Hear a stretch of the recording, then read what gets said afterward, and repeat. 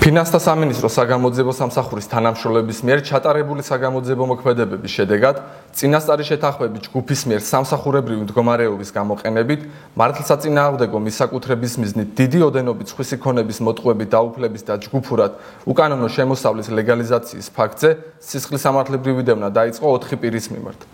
გამოძიებით დადგინდა, რომ ბრალდებულების სხვადასხვა პირის სახელით ერთ-ერთი ონლაინ ტოტალიზატორის ვებგვერდზე წინასწარ შერჩეულ სპორტულ თამაშებზე ათავსებდნენ ფსონებს, ხოლო თამაშის დასრულების შემდეგ დანაშაულებრივი ჯგუფის ერთ-ერთი წევრი და ამავე კომპანიის უფლებამოსილი პირი შიდა ადმინისტრირების პროგრამაში ხელოვნურად ცვლიდა თამაშის შედეგებს და წაგებულ ბილეთს მოგებული სტატუსს ანიჭებდა. აღნიშნული გზით ბრალდებულების საერთო ჯამში უკანონო დაეუფლნენ ტოტალიზატორის კუთვნილ 700,000 ლარამდე თანხას. ბრალდებულებმა უკანონოდ მიღებული შემოსავლისათვის კანონიერი სახის მიცემის მიზნით განახორციელეს დანაშაულებრივი გზით მიღებული ფულადი თანხის ჩართვა ეკონომიკურ ბრუნვაში და შეიძინეს 2 ავტომობილი. გამოძიების პროცესში ამოღებული იქნა აღნიშნული ავტომობილები.